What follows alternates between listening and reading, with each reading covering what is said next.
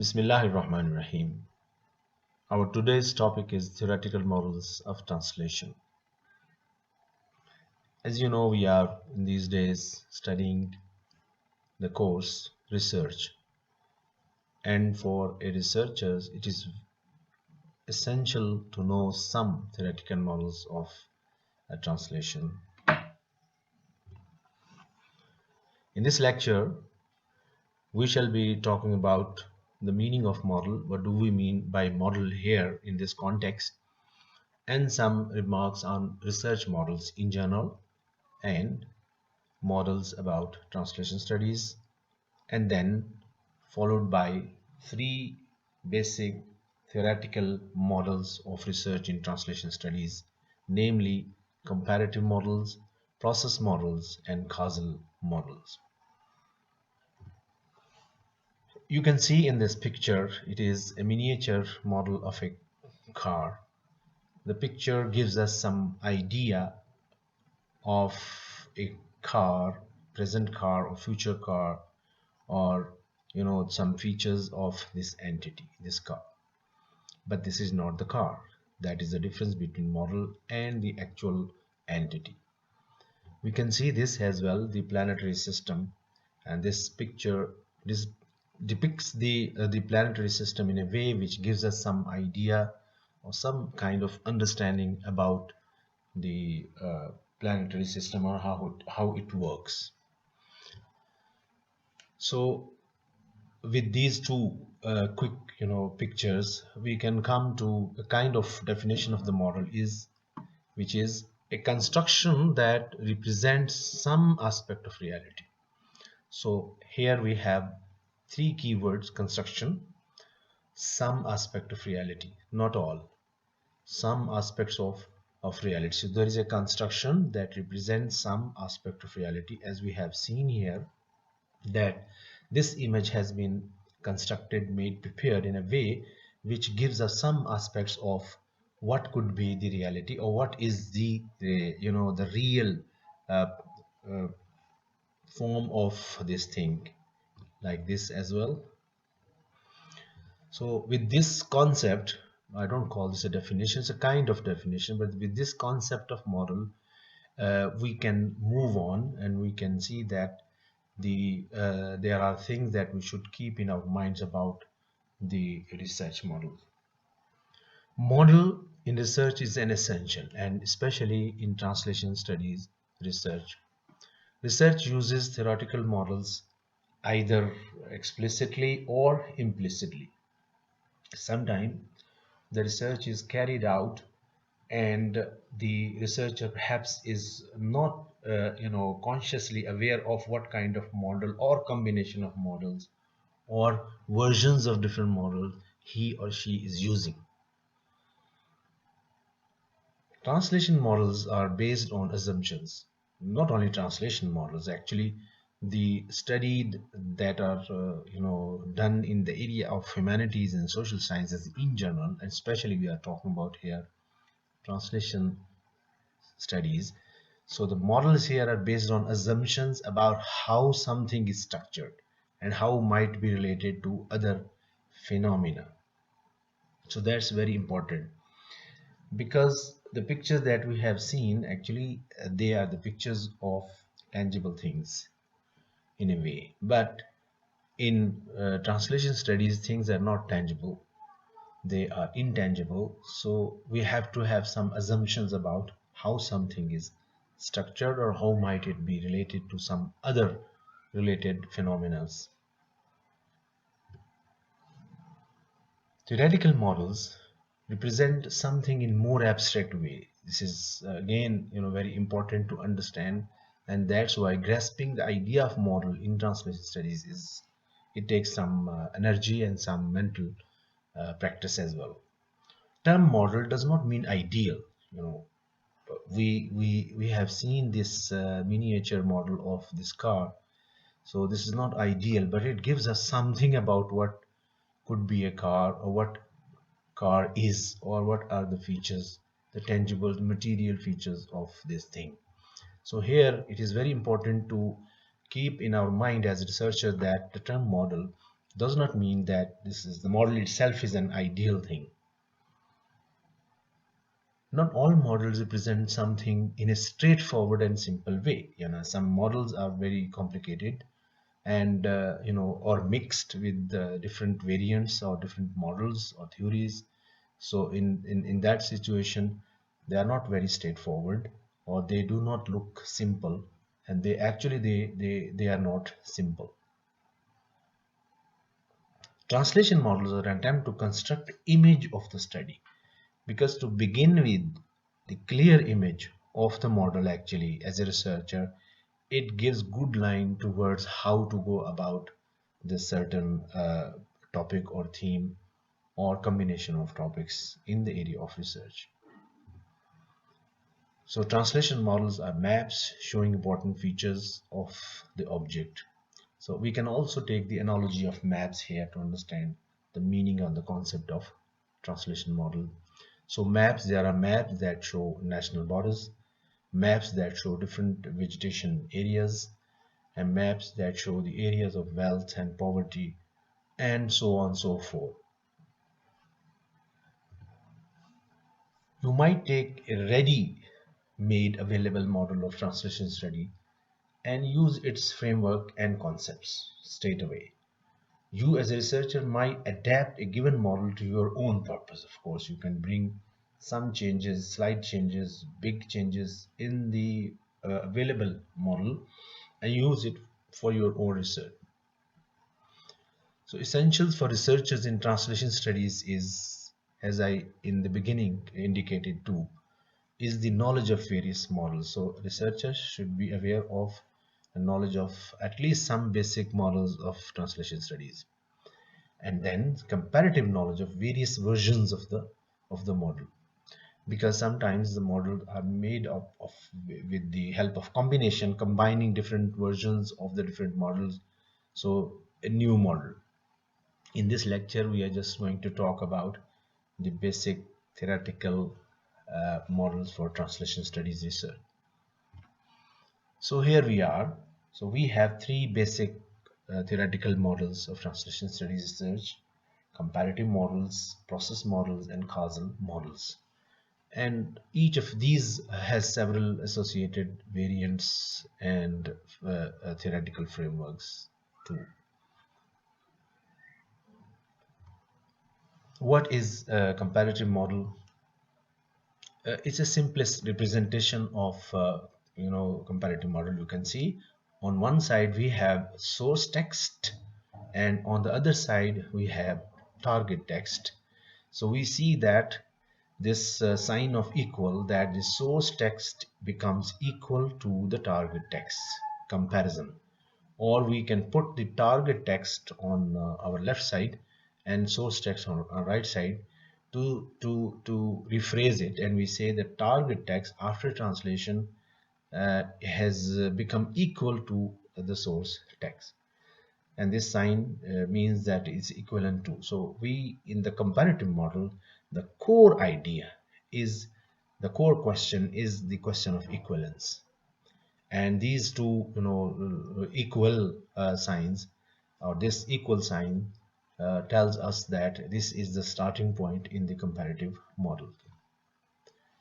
Okay, this the concept of this core concept of is equivalent to is misleading because of the nature of the things, because the perfect identity in the state line where we say the equal in translation is not existent.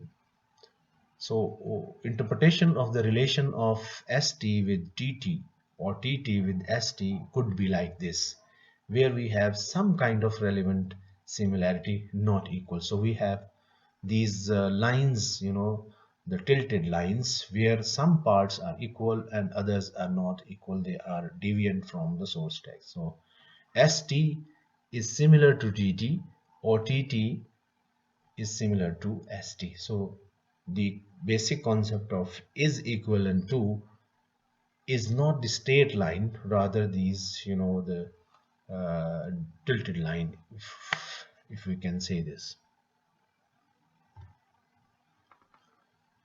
Okay, comparative models are based on contrastive approaches. We know that the contrastive approaches have been promoted and presented in a systematic way by Catford, Vinay, and Dublin. But the main idea is that the next is to contrast, to create a contrast between the source text and the target text. So the question here in this model is translation is an alignment problem under contextual situations. And in that way, it is closely linked with the contrastive linguistics. But there is a difference between this comparative model in translation studies and contrastive linguistics in the area of linguistics. So what is the major difference between these two? We should keep this difference in our mind. In the contrastive linguist, the language system is studied. The language system of language 1 is studied on one side, and then the language system of language number 2 is studied on the other side, and then there is a contrastive analysis of both the language systems. But in comparative model, what we do as researcher, we take the text into our consideration. The focus is on the text, not on the language. A particular text is, put through this contrastive studies between the source text and the target text. So comparative models are useful for charting equivalences, as we have said earlier. We can take here the example of terminology. The equivalences are often not one-to-one, such as, so we can take this single lexical item of the Arabic. If we say that SL item X, and in this example it is kitab, is equal to TL item A, and we are translating it with book in English. Again, we are saying that SL item X, which is kitab again, is equal to TL item B, and here in this case we are translating this word into English with letter, and so on. TL item C is law or agreement.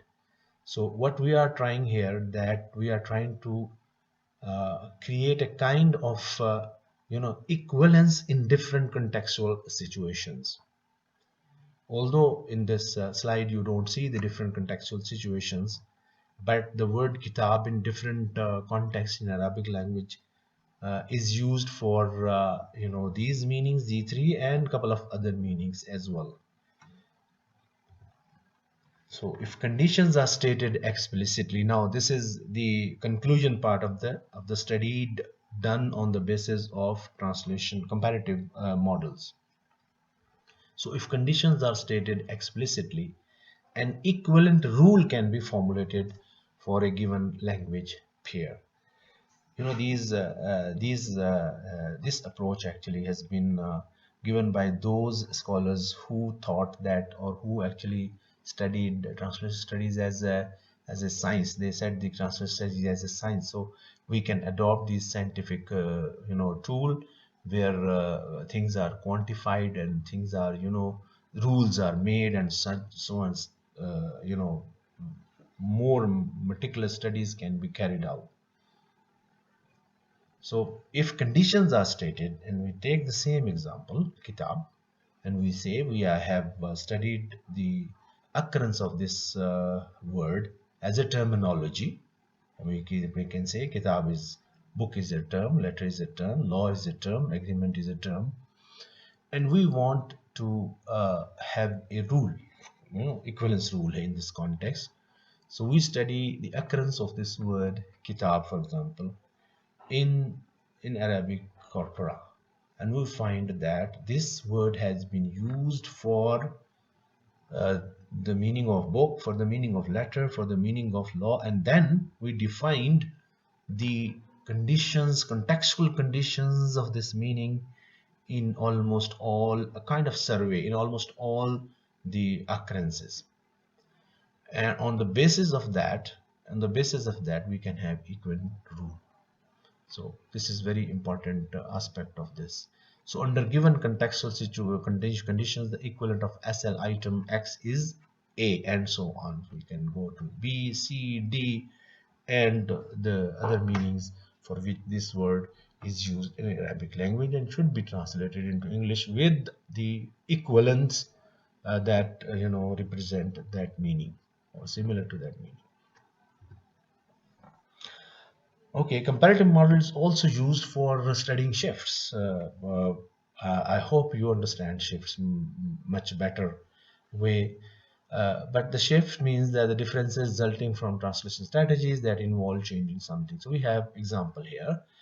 So comparative models studying shifts, ST versus TT, and we have the ST, the Arabic sentence, هذه السيارة سريعة.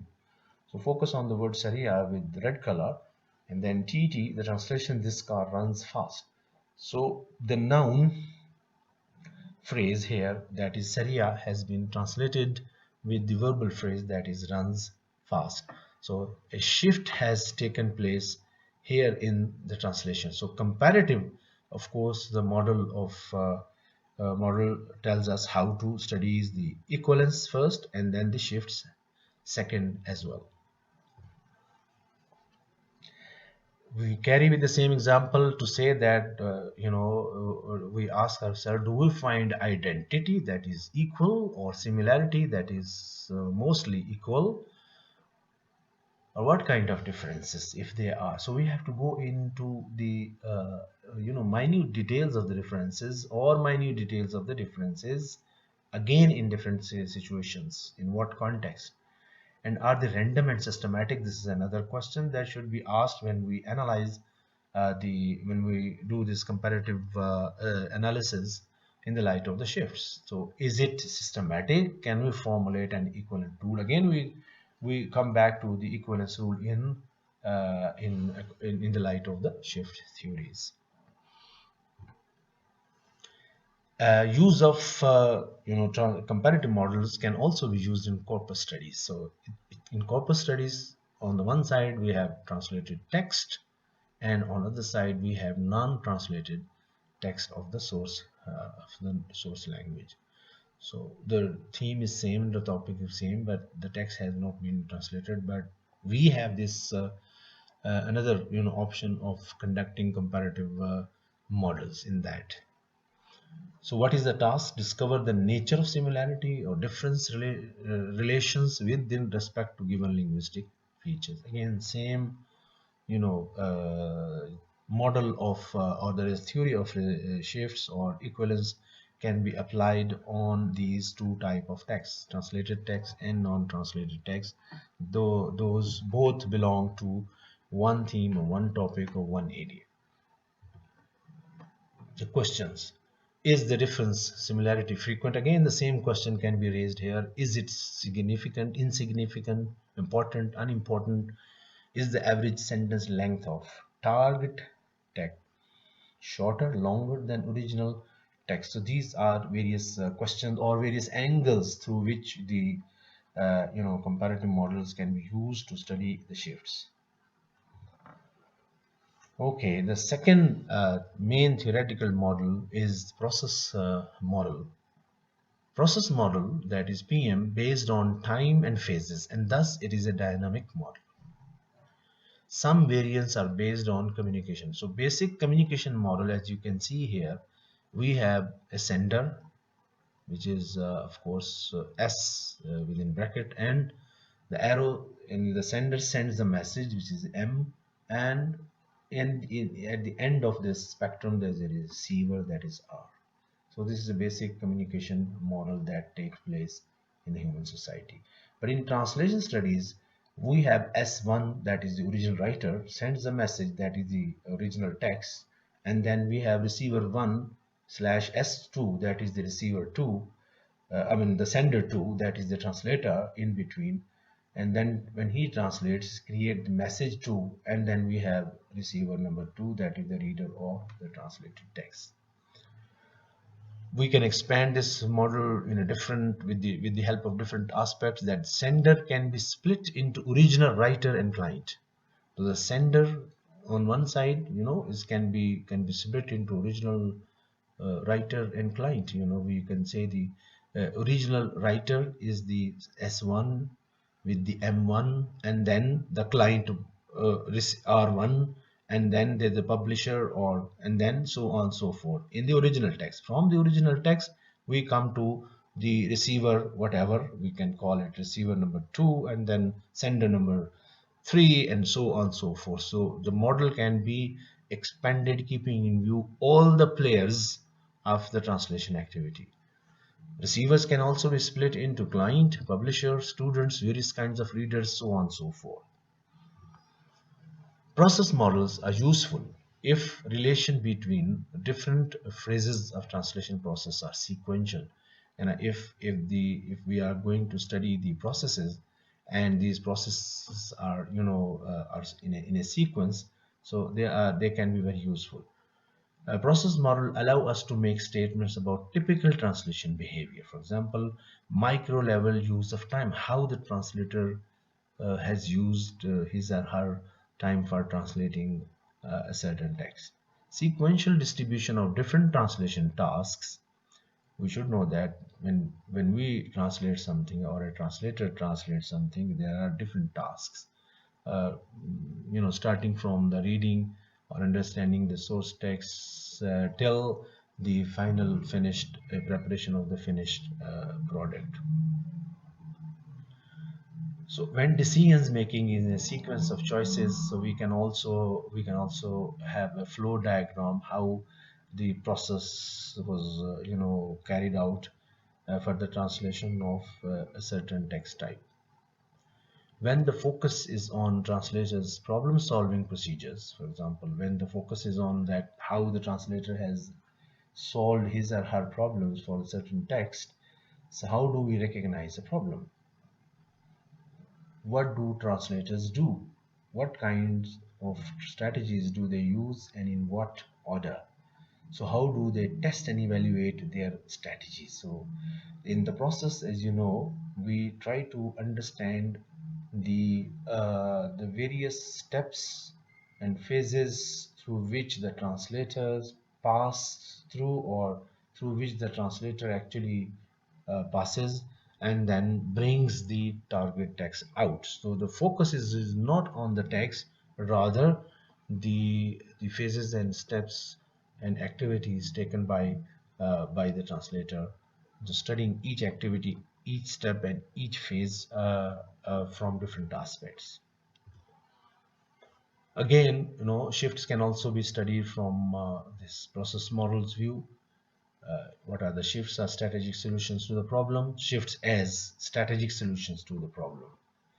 There is always an ambiguity in classification of shift strategies between process and product model.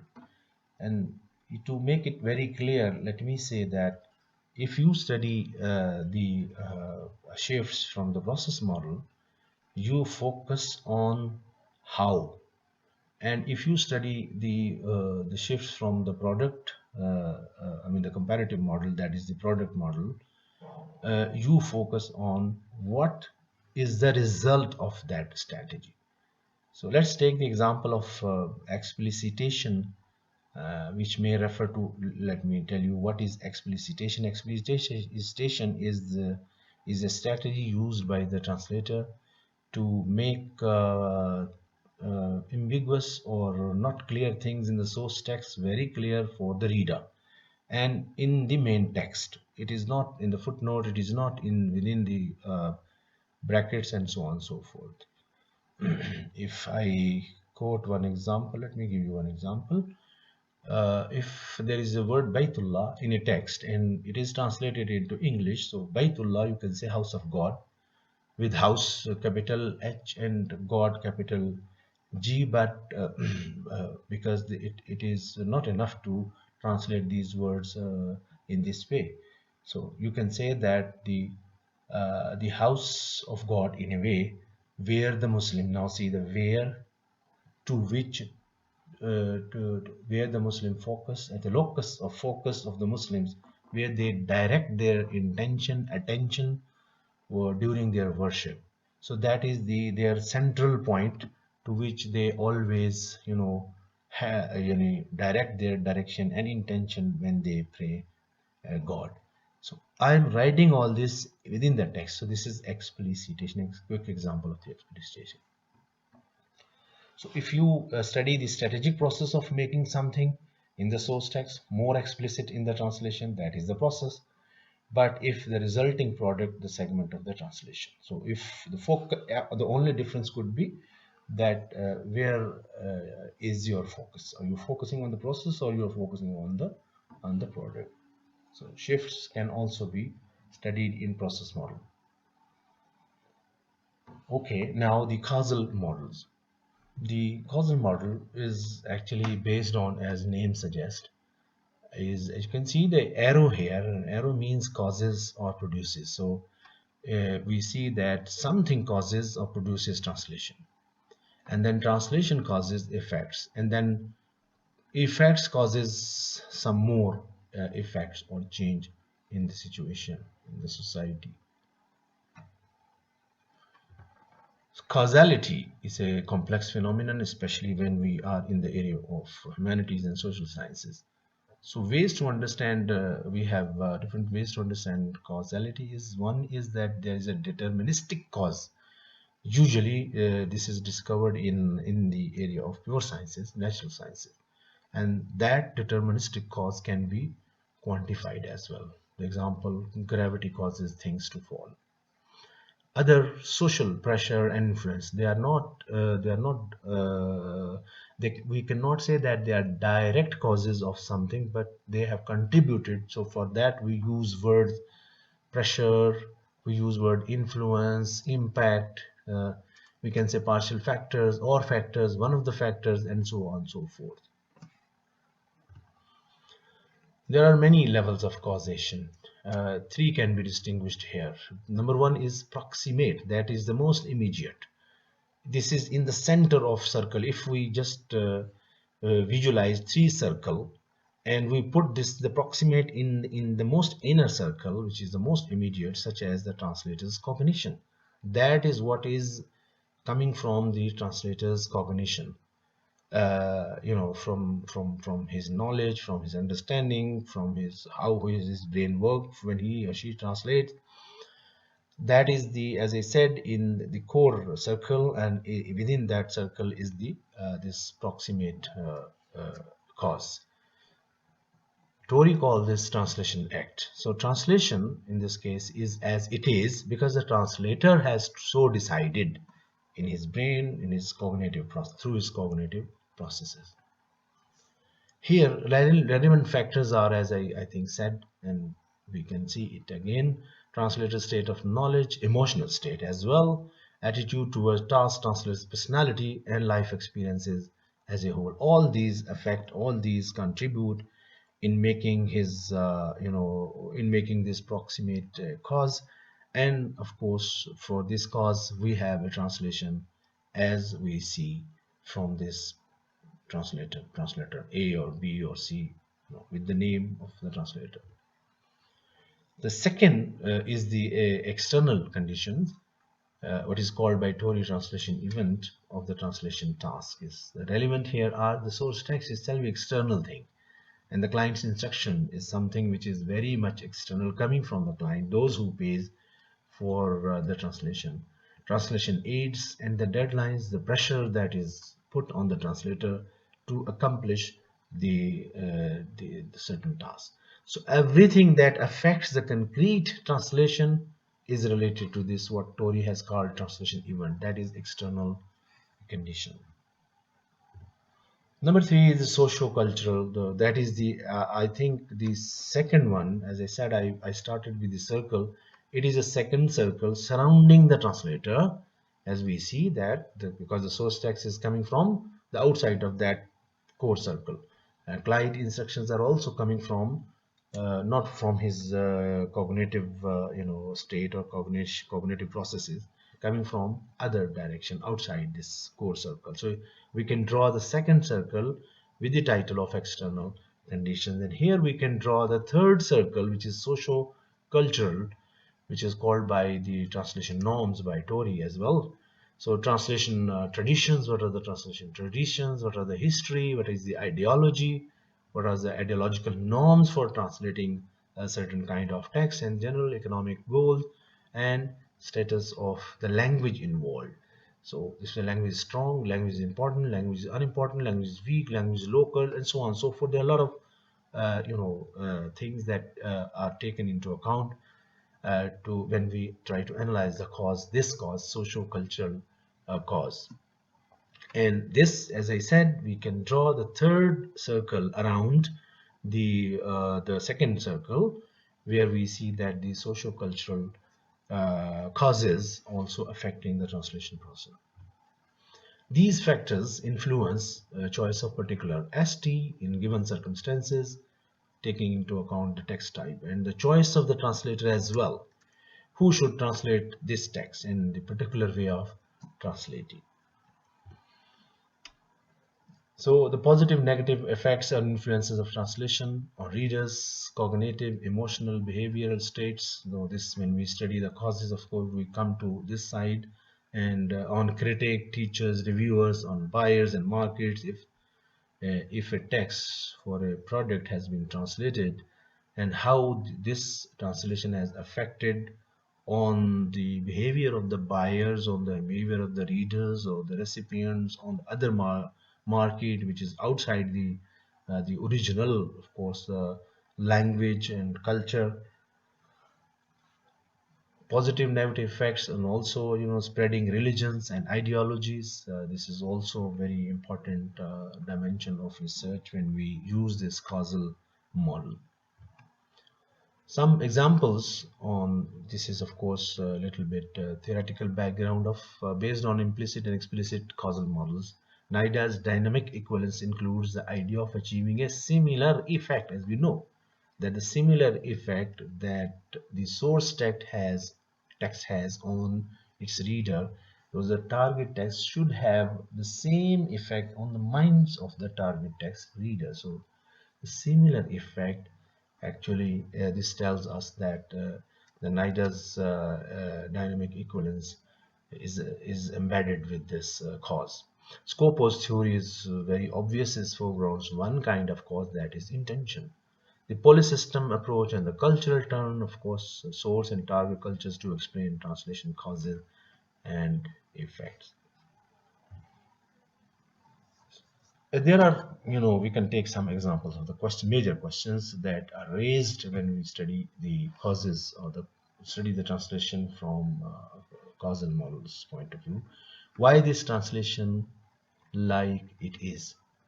Why do people react like this is to this translation? How do translations affect cultures? Why do people think this is a translation? So the questions that we usually ask, they are one way or the other, they indicate to the cause, and the basic, question, which is mostly why. Although we can use the word how sometime, but basically it is, it addresses this question. This question why. At the end, we can have, to conclude this lecture, we can have a quick comparison between these three major theoretical models that we have discussed: comparative, process, and causal models.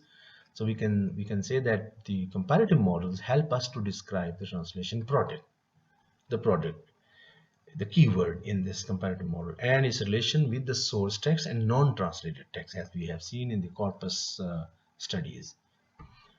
Process models help us, PMs, process model help us to describe the production process. The focus is on the process, on the steps, on the phases, on the time, and so on. Questions asked in comparative models and process models are, we can say, what and when, how, or what next. The causal models ask the basic core questions remains always why. It it tries, the causal models try to investigate and try to find the cause or the causes or the reasons or influences or combination or different factors that affect something in a micro level or macro level. So on different individual and socio-cultural and religious segments. With this lecture ends. Take very good care of yourself. Assalamu alaikum.